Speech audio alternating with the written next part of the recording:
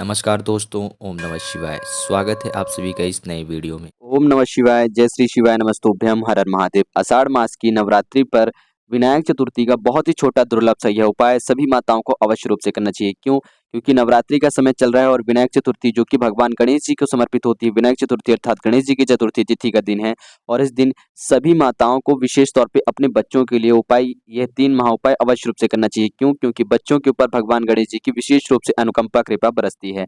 इस वीडियो के माध्यम से हम पूज्य गुरु जी द्वारा बताए गए कुछ खास 3 महाउपाय जानेंगे, जो कि विनायक चतुर्थी पर हम सभी को अपने घर में मौजूद व्यक्तियों के लिए और बच्चों के लिए इस उपाय को करना चाहिए। तो उनमें से हमें कौन-कौन से उपाय हैं, किस प्रकार से करने हैं, यह 3 महाउपाय। पहला उपाय रहेगा हमारे जीवन से किसी भी प्रकार की रोग जैसी समस्या, बीमारी को दूर करने के लिए, ठीक। दूसरा उपाय रहेगा हमारे घर में सुख, शांति, समृद्धि बनाए रखने के लिए, हमारी इच्छा मनोकामना को परिपूर्ण करने के लिए। साथ ही साथ तीसरा उपाय रहेगा बुद्धि, ज्ञान, विद्या, विनय, जो कि हरी इलायची से हम सभी को करना है। तो कैसे करेंगे, किस प्रकार करेंगे? बुद्धि, विद्या, विनय, ज्ञान, विवेक की प्राप्ति के लिए और हर प्रकार से जुड़े हुए संकट से मुक्ति पाने के लिए। तो संपूर्ण जानकारी जानेंगे और समझेंगे, लेकिन प्लीज़ उससे पहले वीडियो को लाइक अवश्य रूप से करिएगा और यदि आप चैनल पर नए हैं और अभी तक सब्सक्राइब नहीं करा है, तो प्लीज़ चैनल को अवश्य रूप से सब्सक्राइब करें। देखिए, यह जो उपाय है विनायक चतुर्थी पर हम कर रहे हैं। कब कर रहे हैं? गुप्त नवरात्रि का समय चल रहा है। आषाढ़ मास की गुप्त नवरात्रि पर विनायक चतुर्थी। ध्यान दीजिएगा, गुप्त नवरात्रि की विनायक चतुर्थी अर्थात चतुर्थी तिथि यानी कि चौथे दिन पर कर रहे हैं। चतुर्थी तिथि जो होती है भगवान गणेश जी को समर्पित होती है और गणेश जी की खास अनुकंपा कृपा होती है हमारे ऊपर। बुद्धि, ज्ञान, विद्या, विनय से लेकर के साथ ही साथ संकट हरता है, कष्ट मूर्ति हैं, तो हमारे जीवन से हर प्रकार से संकट को भी हरते हैं भगवान गणेश जी। तो उनकी अनुकंपा कृपा पाने के लिए तो पहला उपाय जो हम अभी जानेंगे और समझेंगे, यह उपाय है हमारे जीवन से किसी भी प्रकार से जो जुड़े हुए हमारे शारीरिक रूप से जुड़े हुए किसी भी प्रकार का रोग हो या कोई भी दोष हो, जैसे कि हमें इस समय पे कोई ना कोई बीमारी हो जाती है, फिर हमारे बच्चों को हो जाती है, कोई भी सर दर्द, खाज, खुजली या हमारी बॉडी में कोई इन्फेक्शन हो जाता है, जिससे कि हमारे शरीर में, हमारी बॉडी में, हथेली में, पंजे में, गर्दन में या कहीं पे भी हमारे शरीर के हिस्से में वहाँ पर दाग आने लगता है, खुजली और जलन होने लगती है, जिसकी वजह से वहाँ पर इन्फेक्शन फैलता है। तो ऐसी बीमारियों से, ऐसे पीड़ितों से दूर होने के लिए हमें यह उपाय करना चाहिए। कब करेंगे? चतुर्थी तिथि पर। क्या करेंगे? एक तांबे की लोटे में शुद्ध लोटा जल लेंगे, 1 चम्मच आप सभी को लाल चंदन लेना है, साथ ही साथ थोड़ा-सा शहद लेना है, 1 बेल पत्री लेनी है जो कि कहीं से भी कटी-पिटी या खंडित नहीं होनी चाहिए, साफ-सुथरी अच्छी-सी 1 बेल पत्री लेंगे। इतनी सामग्री लेकर के अपने घर के नज़दीकी किसी भी शिव जी के मंदिर पहुँचेंगे विनायक चतुर्थी पर, संकष्टी चतुर्थी पर, ठीक है? यानी कि विनायक चतुर्थी को तो कर ही सकते हैं, यदि आप इस समय पर नवरात्रि के समय पे नहीं कर पा रहे हैं, इस वीडियो को नहीं देख पा रहे हैं, आप बाद में कभी देखते हैं, तो आप किसी भी आने वाली अन्य चतुर्थी पर भी इस उपाय को कर सकते हैं। अब क्या करेंगे? जैसे ही भगवान शिव जी के मंदिर पहुँचते हैं, तो सबसे पहले क्या करना है कि आपको यह बेलपत्री के हिस्से में एक तरफ शहद लगाना है और शहद लगा हुआ वाला हिस्सा जो है, यानी कि जो शहद आपने इस बेलपत्री पर लगाया है, वह हिस्सा माता शोक सुंदरी के स्थान को स्पर्श रहेगा, यानी कि माता शोक सुंदरी के स्थान पर आपको रखना है। बेलपत्री उल्टी रखेंगे ताकि शहद वाला हिस्सा माता शोक सुंदरी के ऊपर स्पर्श करे और जिस तरफ शहद नहीं लगाया है, वह ऊपर की तरफ रहे। यानी कि बेलपत्री माता शोक सुंदरी के स्थान पर चिपका देनी है।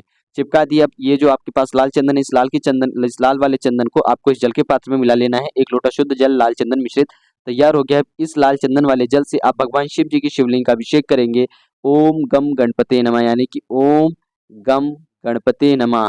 ध्यान दीजिएगा, जो आप गम बोलेंगे वह कुछ इस प्रकार से होगा, यानी कि गण नहीं बोलना है, गम बोलना है। ओम गम गणपते नमः। इस प्रकार से आपको नाम मंत्र का उच्चारण करते हुए संपूर्ण 1 लोटा शुद्ध जल लाल चंदन वाला भगवान शिव जी के शिवलिंग पर जलाभिषेक कर देंगे। ध्यान दीजिएगा, इसी के साथ-साथ आपको अपने साथ एक खाली पात्र भी लेकर के जाना और इस खाली पात्र को आप उसी जलाधारी के नीचे रख देंगे, ताकि जो आपने जलाभिषेक करा है, जो भगवान शिव जी की शिवलिंग को स्पर्श करते हुए लाल चंदन का जल तांबे के लोटे से निकल के साथ ही साथ बेलपत्री और शहद को स्पर्श करते हुए आपके इस जलाधारी के इसमें, यानी कि आपके जो जल का पात्र है, इसमें एकत्र हो रहा है।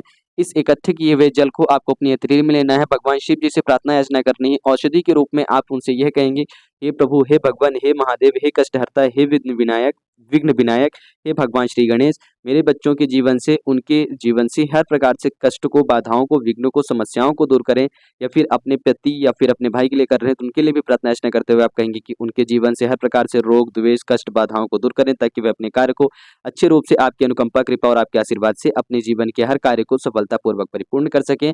मैं इसे औषधि के रूप में लेकर के जा रहा हूँ। कृपया करके अपना आशीर्वाद, अपनी अनुकंपा, कृपा मुझ पर बनाए रखें या फिर उस व्यक्ति पर बनाए रखें जिसके लिए आप ये लेकर के जा रहे हैं। उसको घर लेकर के आएँ और फिर अगले दिन, यानी कि चतुर्थी दिन पर आप ये करेंगे इस उपाय को, ठीक। और उस जल के पात्र को लेकर के आएँ। सुबह से शाम तक में आप कभी भी कर सकते हैं। पंचमी तिथि के दिन संध्या समय में, यानी कि जब आप संध्या के समय पे पूजा करने जाते हैं, तो उस व्यक्ति को, जिसको भी यदि कोई दोष हो, कोई रोग हो, उस व्यक्ति को स्नान करते वक़्त यह जो जल लेकर के आए हैं, आपको 3 दिन, यानी कि पंचमी, छठवीं और सप्तमी 3 दिनों तक आपको उस व्यक्ति को इस जल से स्नान कराना है। थोड़ा-थोड़ा जल आपको स्नान वाले जल में मिला करके स्नान कर लेना है उस व्यक्ति को। यदि फिर वह शाम के समय पे पूजा अर्चना करते वक़्त मुँह हाथ धुल करके पूजा अर्चना करने चाहते हैं, तो आपको जिस ब पानी से आप मुँह हाथ धुलेंगे उसमें मिला करके आपको मुँह हाथ धुलना है। ध्यान दीजिएगा, विशेष तौर पे आपके शरीर के उस हिस्से पर ज़रूर लगना चाहिए, इस जल का स्पर्श होना चाहिए जिस जिस हिस्से पर आपको जो भी इन्फेक्शन है, जो भी दाग है, जो भी आपको समस्या है, जिस भी चीज़ से आप पीड़ित हैं, जो भी आपको इन्फेक्शन यानी कि चमड़ी में जो आपके कहीं पे भी कोई बीमारी है, वहाँ पर इस जल का स्पर्श अवश्य रूप से होना चाहिए। तो कौन-कौन सी तिथि? पंचमी की तिथि, छठवीं और सप्तमी यानी चतुर्थी को उपाय करेंगे और अगले दिन पंचमी, छठवीं और सप्तमी लगातार 3 दिन आपको स्नान करना है। केवल इतना ही करना है। तो कैसे करना था? पहला उपाय जो है हम सभी जान गए हैं और समझ गए हैं कि खुजली, दाग जैसी बीमारियों से, जो रोग ग्रसित जैसी बीमारियों से दूर होने के लिए हम सभी को एक छोटा-सा उपाय करना है। बात करते हैं हम अपने दूसरे उपाय की। यह जो दूसरा उपाय रहेगा, इसमें हमें आवश्यकता पड़ेगी 5 गेहूँ के दाने और 1 लोटा शुद्ध जल।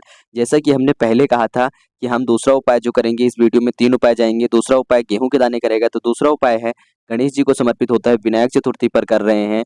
जे जे आषाढ़ मास की गुप्त नवरात्रि पर। कब कर रहे हैं आषाढ़ मास की गुप्त नवरात्रि की चतुर्थी तिथि विनायक चतुर्थी पर 5 गेहूँ के दाने का यह उपाय हम अपने बच्चों के लिए करेंगे। सभी माताएँ-बहनें अपने बच्चों के लिए, अपने भाई के लिए, अपने पति के लिए इस उपाय को कर सकती हैं। विशेष तौर पे माताएँ तो ज़रूर करें, अपने भाई के लिए या फिर अपने बच्चों के लिए उपाय। यह उपाय किस चीज़ के लिए है? किसी भी प्रकार का संकट हो, किसी भी प्रकार की बाधा या परेशानी हो, यदि आपके भाई-बहन या फिर आपके बच्चे आपके घर से दूर कहीं बाहर रहते हैं, नौकरी वगैरह करते हैं या फिर अपने परिवार के साथ पति-पत्नी या फिर अपने बच्चों के साथ आपके बच्चे कहीं बाहर रह रहे हैं और किसी न किसी कारणवश, किसी न किसी समस्यावश उनके जीवन में बहुत ज़्यादा परेशानी या समस्या कहीं न कहीं बनी रहती है या फिर कहीं न कहीं वे परेशान चल रहे हैं, कोई न कोई एक नई समस्या, एक नई अड़चन, नई परेशानी का उन्हें सामना करना पड़ रहा है, तो आप उनके लिए 5 गेहूँ के दाने वाला है छोटा-सा अद्भुत उपाय कर सकते हैं। 5 गेहूँ के दाने लेंगे साबुत, जैसे कि स्क्रीन में देख रहे हो, साथ ही साथ 1 लोटा शुद्ध जल लेंगे और नवरात्रि के इस पवित्र महीने में, नवरात्रि के इस पवित्र समय में आप सभी चतुर्थी के दिन भगवान शिव जी के मंदिर पहुँचेंगे। वहाँ पहुँच कर के सबसे पहले क्या करना है कि आपके पास ये जो गेहूँ के दाने, 4 गेहूँ के दाने को, इनको थोड़ा-सा आपको इसी तांबे के लोटे से जल से हल्का-सा भिगो लेना है। भिगो लेने के बाद क्या करेंगे, सबसे पहले ये 4 गेहूँ के दाने आप भगवान गणेश जी के स्थान पर समर्पित करेंगे। शिव जी के शिवलिंग में गणेश जी के स्थान पर समर्पित करेंगे। 4 गेहूँ के दाने समर्पित करेंगे। 4 बार ओम गम गणपते नमः, ओम गम गणपते नमः, ओम गम गणपते नमः, ओम गम गणपते नमः। 4 बार आपने नाम मंत्र का उच्चारण कर लिया है। ठीक, इतना कर दिया। उसके बाद आपको थोड़ा-सा जल समर्पित कर देना है उसी 4 गेहूँ के दाने पर। इस प्रकार से जल समर्पित करिएगा कि वह 4 गेहूँ के दाने वहाँ पर रखे रहें, वह वहाँ से बहने नहीं चाहिए और आपका जल भी समर्पित हो जाए। जल समर्पित कर दिया थोड़ा-सा, बचे हुए शेष जल को आपको लेना है और यह एक आखिरी का गेहूँ का दाना उसी जल के पात्र में मिला करके, ठीक, यानी कि गेहूँ का दाना आपको इसी जल के पात्र में मिला करके भगवान शिव जी के शिवलिंग पर समर्पित करना है जल। लेकिन ध्यान दीजिएगा कि आपने थोड़ा-सा जल ही यहाँ पर समर्पित करा है और आपके पास अधिक मात्रा में इस जल के पात्र में जल बचा हुआ है, तो आप इससे पहले क्या करेंगे, गणेश जी के स्थान पर समर्पित कर दिया है, अब भगवान कार्तिकेय जी के स्थान पर करेंगे, फिर माता अशोक सुंदरी जी के स्थान पर, माता जगत जननी जी के हस्तकमल पर समर्पित करेंगे और भगवान शिव जी की शिवलिंग पर समर्पित करेंगे। ठीक, इन सभी स्थानों में समर्पित कर देने के बाद जब यहाँ पर कर रहेंगे, तब आप गणपति जी का ही नाम लेंगे, यानी कि ओम गम गण गणपते नमः, यानी कि भगवान गणेश जी का ही नाम लेते हुए सभी स्थानों पर समर्पित करेंगे और फिर उसके बाद थोड़ा-सा जल बचा करके रखेंगे और इस गेहूँ के दाने को मिला करके जल के पात्र में और अंत में भगवान गणेश जी का नाम लें या फिर ओम नमः शिवाय या श्री शिवाय नमस्तुभ्यम का जाप करते हुए, अपनी प्रार्थना अर्चना करते हुए और जिस भी व्यक्ति के लिए कर रहे हैं, यदि स्वयं के लिए कर रहे हैं बच्चे, ठीक, पुरुष व्यक्ति यदि स्वयं के लिए कर रहे हैं, इस विद्यार्थी व्यक्ति यदि स्वयं के जीवन में आ रही कष्ट बाधाओं से लड़ने के लिए, उनको दूर करने के लिए, अपनी शिक्षा के क्षेत्र में हर प्रकार की किसी भी प्रकार की परेशानी या बाधाएँ आती हैं, उनको दूर करने के लिए, फिर वह चाहे शिक्षा में धन की आवश्यकता पड़ती हो, जिसकी वजह से कहीं न कहीं शिक्षा में रुकावट आती है, ऐसी समस्याओं को भी दूर करने के लिए वह खुद उपाय कर सकते हैं, साथ ही साथ उनकी माताएँ और बहनें भी कर सकती हैं उनके लिए उपाय। तो आप भगवान शिव जी और गणेश जी का नाम लेते हुए अंतिम में एक हरे मूँग का दाना मिला एक गेहूँ का दाना मिला करके भगवान शिव जी की शिवलिंग पर समर्पित कर देना है। इस प्रकार से आपके गेहूँ के दाने का जो उपाय है वह समाप्त होता है। दूसरा उपाय, यह उपाय आप सभी के जीवन से किसी भी प्रकार की संकट या विघ्न बाधा हो उसको दूर करेगा। इस उपाय को सभी माताएं बहनें कर सकती हैं। फिर वह व्यक्ति जिन अपने बच्चों के लिए जब करेंगे तो वह बच्चे चाहे उनके साथ मौजूद हों या फिर उनसे दूर कहीं बाहर शहर में रहते हैं, कामकाज करते हैं और वहां उनको नौकरी चाकरी में परेशानी आ रही है या फिर उनके व्यापार में कोई दिक्कत आ रही है, तो उनके लिए आप सभी को ये उपाय अवश्य रूप से करना चाहिए। या फिर आप चाहते हैं कि मेरे बच्चे के जीवन में और ज्यादा तरक्की आए, वह खुशहाल रहे, सुख में रहे, शांति में रहे, तो भी आप सभी यह उपाय कर सकते हैं। ठीक, अब हम बढ़ते हैं आगे और अंतिम तीसरे उपाय के बारे में। तीसरा उपाय है हमारे जीवन में, हमारे बच्चों के लिए, हमारे भाई-बहन के जीवन में बुद्धि, विद्या, ज्ञान, विवेक के लिए, साथ ही साथ उनके जीवन में धन-धान्य की अनुकंपा कृपा बनी रहे और उनके जीवन में हर प्रकार से जो कष्ट, विघ्न, बाधाएँ हैं, जो कष्ट हैं, जो संकट है, वह विघ्न हरता अर्थात गणेश जी उसको हरें। तो इसके लिए हम ये उपाय करेंगे। तीसरा उपाय विनायक चतुर्थी पर ही समर्पित होता है। कभी भी कोई-सी भी चतुर्थी हो तो हम इस उपाय को कर सकते हैं। लेकिन अभी नवरात्रि का गुप्त नवरात्रि का बहुत ही पावन और दुर्लभ समय चल रहा है, तो इस समय पर हमें बहुत ही चुपचाप और शांति तरीके से इस उपाय को करते हैं, तो इसके हमें अत्यंत ज़्यादा लाभदायक होते हैं। क्योंकि माता जी के नवरात्रि के 9 दिन चल रहे हैं और उनके पुत्र गणेश जी को समर्पित करते हुए उपाय करते हैं, तो माँ अत्यंत प्रसन्न होती है और माँ और पुत्र दोनों प्रसन्न होते हैं। तो माँ जी की भी अनुकंपा कृपा बनती है हमारे ऊपर, साथ ही साथ गणेश जी की भी अनुकंपा कृपा बनती है। तो हम क्या करेंगे, 3 हरी इलायची लेंगे, थोड़ा-सा शहद लेंगे, 1 लोटा शुद्ध जल लेंगे। इन तीनों हरी इलायचियों को इन शहद से अच्छे से लेपन कर लेंगे, यानी कि शहद में अच्छे से डुबो करके तैयार कर लेंगे 3 हरी इलायची। पहली हरी इलायची हम समर्पित करेंगे भगवान गणेश जी वाले स्थान पर, किसके लिए, ज्ञान के लिए, गणेश जी का नाम लेंगे। दूसरी हरी इलायची समर्पित करेंगे जलाधारी के अंतिम छोर पर, किस लिए, अपने जीवन में धन की प्राप्ति के लिए। तो माता अशोक सुंदरी जी को याद करेंगे, माता लक्ष्मी जी को याद करेंगे, उनका नाम लेंगे। तीसरी हरी इलायची समर्पित करेंगे भगवान शिव जी के शिवलिंग पर हम, ठीक है। किस लिए समर्पित करेंगे तीसरी हरी इलायची, तो तीसरी हरी इलायची समर्पित कर रहे हैं हम अपने जीवन से कष्ट को दूर करने के लिए, विघ्न बाधा और संकट को दूर करने के लिए, जो कि हम भगवान शिव जी के शिवलिंग पर समर्पित करेंगे। तो तीसरी हरी इलायची हमें वहां पर समर्पित कर देनी है। 3 हरी इलायची समर्पित कर दी है, ध्यान दीजिएगा। पहली हरी इलायची ज्ञान के लिए, दूसरी हरी इलायची धन की प्राप्ति के लिए, ठीक। तीसरी हरी इलायची जो हम समर्पित करेंगे कष्ट, संकट, बाधा, विघ्नवर्ता को दूर करने के लिए। इन 3 हरी इलायचियों को समर्पित कर देने के बाद हमें 1 लोटा शुद्ध जल भगवान गणेश जी का नाम लेते हुए, संपूर्ण 1 लोटा शुद्ध जल भगवान शिव जी के शिवलिंग के ऊपर ओम गम गणपते नमः इस नाम मंत्र का 11 बार जाप करते हुए संपूर्ण रूप से जल समर्पित कर देना है। इस उपाय को हम स्वयं के लिए भी कर सकते हैं, साथ ही साथ अपने भाई, बहन, बच्चे, पति या फिर किसी अन्य व्यक्ति के लिए भी कर सकते हैं, अपने मित्र के लिए भी कर सकते हैं, या फिर अपने घर परिवार में किसी भी व्यक्ति के लिए कर सकते हैं। फिर चाहे वह ससुराल के लिए कर रहे हो माताएं बहनें, अपने ससुराल में मौजूद किसी व्यक्ति के लिए, या फिर अपने मायके में मौजूद किसी भी व्यक्ति के लिए करना चाहें तो इस उपाय कर सकते हैं।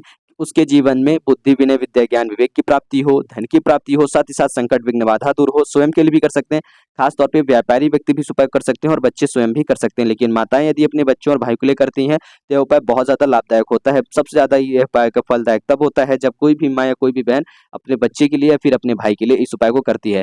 तो कैसे करना था और किस क्रिया अनुसार करने थे, माताओं को, बच्चों को, ये छोटे से उपाय 3 महा उपाय जो हैं नवरात्रि के विनायक चतुर्थी पर बहुत ही दुर्लभ और अनोखे उपाय थे। हम तीनों उपाय हम सभी ने बहुत ही सरल और बहुत ही सहज रूप से जानने का प्रयास करा था। गुरु जी द्वारा बताए गए इस उपाय को बहुत ही सहज रूप से समझने का प्रयास करा है। उम्मीद करता हूँ आप सभी समझ गए होंगे।